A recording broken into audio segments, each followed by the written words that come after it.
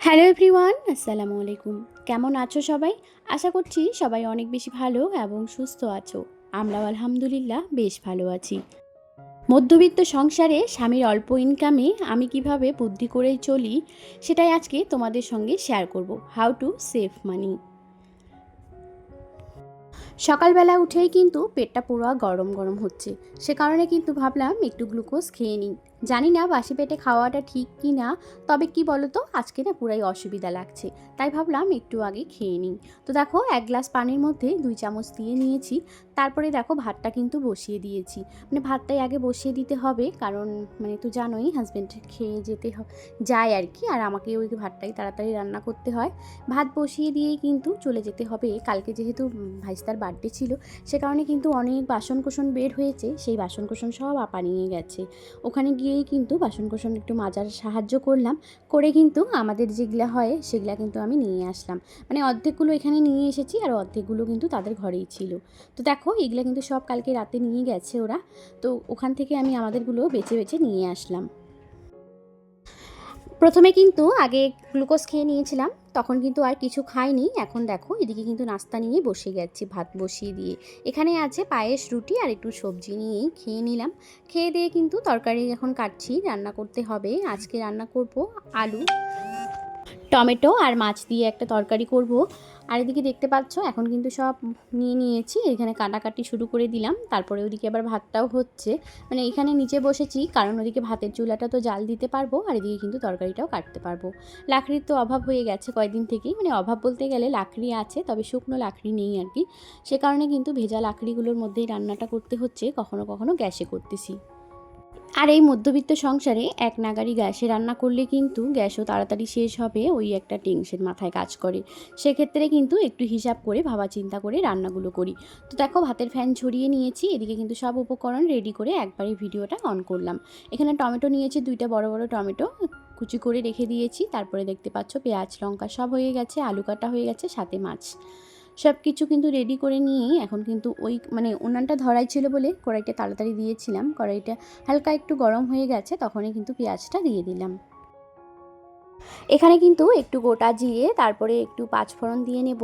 আর এভাবে কিন্তু আলু টমেটো রান্না করলে গোটা জিরে বা পাঁচফোড়ন দিলে ভীষণই টেস্টি হয় খেতে, অনেকটা ভালো লাগে। আর এভাবে দিলে না ওই ফ্লেভারটা একটা ভালো আসে, সে কারণে কিন্তু দেওয়া। পেঁয়াজগুলো যখন একটু লাল লাল হয়ে গেছে, তখন কিন্তু টমেটো দিয়ে দিয়েছি, সাথে একটু হলুদ গুঁড়ো, মানে লবণ, সব কিছু একসঙ্গে দিয়ে কিন্তু তারপরে আলুটাকে দিয়ে দেব। কারণ টমেটোটাকে একটু নাড়াচাড়া করে নিয়ে তারপরে আলুটাকে অ্যাড করব।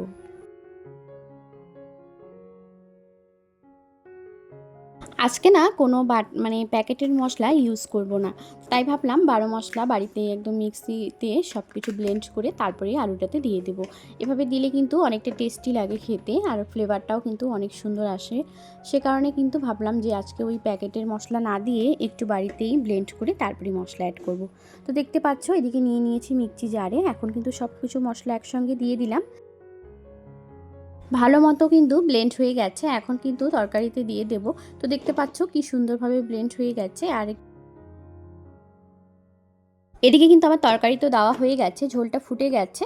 আর এদিকে দেখতে পাচ্ছ মাছ আলু টমেটো রান্না আমার হয়ে গেল কমপ্লিট। এখন আরও কিছু একটা করতে হবে, তা নাহলে এক পদে আর খেতে ভালো লাগবে না।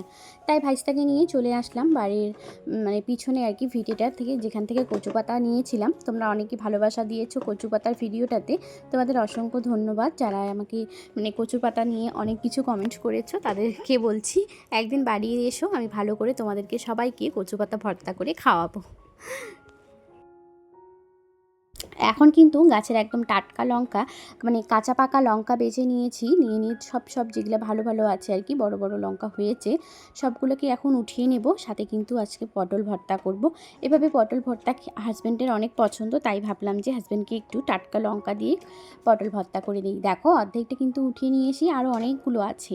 তো এদিকে বাড়ি এসেই কিন্তু আগে পটলগুলোকে পুড়িয়ে নিয়েছি, সাথে শুকনি মাছ নিয়েছি। তারপরে দেখো শুকনি মাছ, পটল আর এখানে আছে রসুন কোয়া, একটু আদা কুচি, সব কিছু একসঙ্গে দিয়েই কিন্তু আজকে ভর্তাটা করে নিচ্ছি। এভাবে আমার হাজব্যান্ড কিন্তু অনেক খেতে পছন্দ করে। যদি শুকনি মাছ তেমন একটা পছন্দ করে না, তবে পটল ভর্তাতে মাঝে মধ্যে একটু করে দিলে সে কিন্তু ভীষণ পছন্দ করে খায়। আমাদের কিন্তু একদম খাওয়া দাওয়া হয়ে গেছে পটল ভর্তা নিয়েই। কিন্তু এখন দেখো পটল ভর্তা একটু বেঁচে গেছে, সেটাকে কিন্তু বড় আপাকে দিতে হবে, কারণ তার কাছ থেকে শুকনি মাছটা নিয়ে এসেছি। এদিকে দেখো ঘরে এসে দেখি বাবুর অবস্থা কী করে রেখে দিয়ে, সে কিন্তু দেখো এমন দুষ্টু করে রেখে দিয়ে একদম শান্ত বাচ্চার মতো মোবাইল দেখছিল। আমি এখন ঘরে এসেই প্রথমে এই জিনিসটা দেখতে পাচ্ছ, র্যাকটা আর কি, এটাকে সরিয়ে আগে ভালো করে না এটাকে একটু ঝাড় দিয়ে নেব। কেমন জানি লাগতেছে, কয়েকদিন থেকে এটাকে টাইনে টেনে ঝাড় দিইনি, তো তাই ভাবলাম যে ওখানে হয়তো প্রচুর ঝুল জমে গেছে এবং কি নোংরাও হয়ে গেছে। ছোটো বাচ্চা থাকলে তো জানো, কখনো চকলেটের প্যাকেট, কখনো খেলার জিনিস, এভাবেই কিন্তু অনেক কিছু দিয়েই এলোমেলো করে দেয়। ওই জায়গাটা কিন্তু ভালো মতো করে একদম ঝেড়ে পরিষ্কার করে দিয়েছি, সাথে অনেকগুলো খেলার জিনিসও পেয়েছি জানো তো। সব কিছু পরিষ্কার পরিপাটি করে দিয়ে তারপরে কিন্তু আবার যেখানকার জিনিস সেখানে রেখে দিলাম, আর আবারও কিন্তু ভালো করে ঘরটা ঝাড় দিতে হবে। এদিকে ঘর ঝাড় দিতে দিতে লক্ষ্য করছিলাম যে সোফার কভারটা না আমার একটু নোংরা হয়ে গেছে, সেটাকে উঠিয়ে কিন্তু আজকে ধুয়ে দেবো।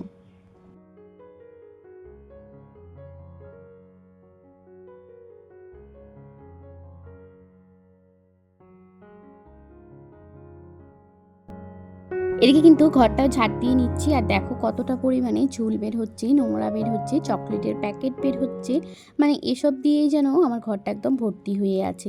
এখন কিন্তু ভিডিও করছি বলে দেখতে পাচ্ছি, মানে ভয়েস দিচ্ছি বলে দেখতে পাচ্ছি, ওই যে ভিতরে দেখো একটা সাদা ঢাকনা, ওটা হচ্ছে একটা ক্রিমের ঢাকনা আর কি। যখন ঝাড় দিচ্ছিলাম তখন কিন্তু একদমই দেখতে পাইনি।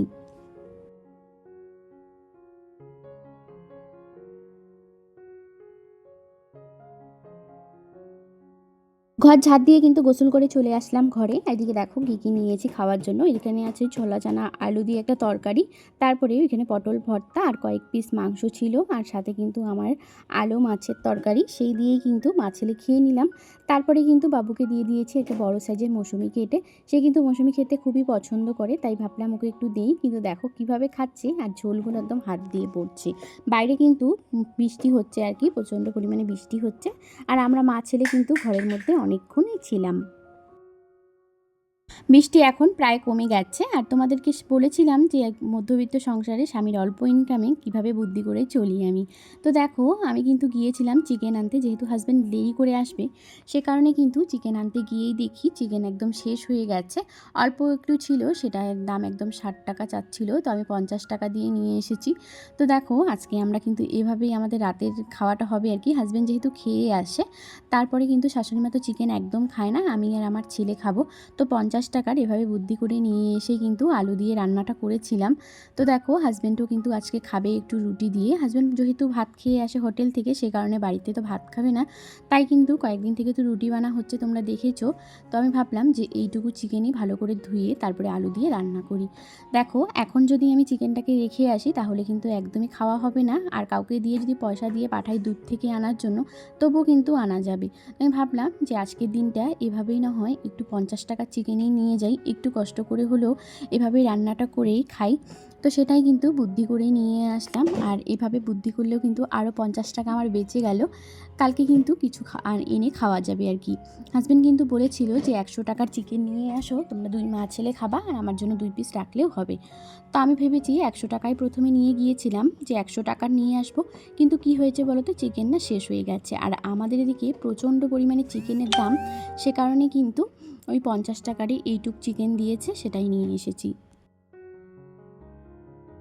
প্রথমে কিন্তু উনানেই দিয়েছিলাম, তারপরে উনানটা ভালো মতো জ্বলছে না, তাই তাড়াতাড়ি কিন্তু গ্যাসে দিয়ে দিলাম। যেহেতু রুটি করতে হবে, সে কারণে কিন্তু তাড়াতাড়ি রান্নাটা করে নিচ্ছিলাম, তবুও কিন্তু অনেকটাই লেট হয়ে গেছে।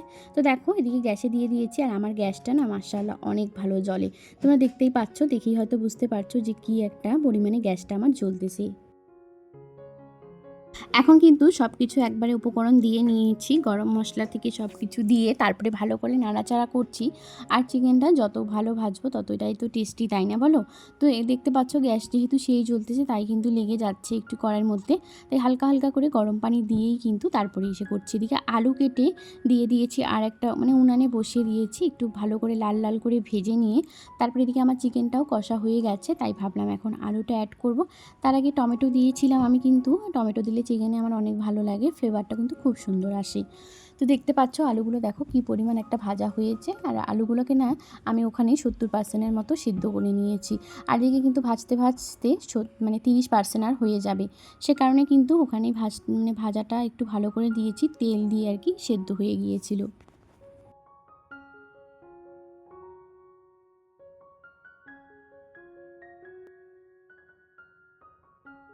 এদিকে দেখতে পাচ্ছ ভাজা কষা একদম মানে ভালো করে হয়ে যাচ্ছে আর কি। দেখো সব কিছু দিয়ে কিন্তু একবারে নাড়াচাড়া করে নিচ্ছি। আর জানো তো আজকে না তেমন একটা ঝোল ঝোল করবো না, রুটি দিয়ে খাওয়ার জন্য কিন্তু একটু মাখা মাখা টাইপেরই করব। আর হাজব্যান্ডকে কিন্তু বলতে চেয়েছিলাম যে তুমি আজকে ওদিক থেকে কিছু নিয়ে আসো, তার আগে কিন্তু সে ফোনটা কেটে দিয়েছিল, সে এখন শিলিগুড়িতে আছে নাকি। তাই কিন্তু ভাবলাম যে এইভাবেই আজকে একটু বুদ্ধি করেই রান্নাটা করা যাক। তো দেখো দুজন খাবো, আলু দিয়ে দিয়েছি তো কোনো ব্যাপার না, মানে ভালোই হয়েছে আর কি সবার খাওয়া দাওয়াটা। তারপরে কিন্তু ভাস্তিকে দিতেই হয়েছে, 2টা ভাস্তা 1টা ভাস্তিকে, তাদেরকেও কিন্তু একটু তরকারি দিয়েছি। ওই যে বললাম আজকের দিনে একটু কষ্ট করে হলেও খেতে হবে, ওভাবেই কিন্তু খেয়ে নিয়েছিলাম। আর জানো তো কালকে কিন্তু রুটিটা করেছিলাম একদম কড়াইয়ের মধ্যে আটাটা সেদ্ধ করে, আর আজকে বললো হাজব্যান্ড যেভাবে খাবে না, আজকে ঠান্ডা পানি দিয়ে রুটিটা করার জন্য। তো দেখতে পাচ্ছ এদিকে কতগুলো রুটি আমি বেলে রেখে দিয়েছি, শাশুড়ি মা কিন্তু নামাজ পড়ছিল, সেই মানে উনি এসে তারপরেই রুটিগুলো কিন্তু সেঁকে দিয়েছিল। এদিকে হাজব্যান্ডও চলে এসেছিলো, তার কাছ থেকে রুটি দেখে তো সে ভীষণই খুশি। আমার হাজব্যান্ড কিন্তু রুটি খেতে খুবই পছন্দ করে, আমাদের বাড়িতে তেমন একটা রুটি হয় না, সে কারণে কিন্তু রুটি নিয়ে অনেক খুশি। আজকের ভিডিওটি এখানেই শেষ করছি।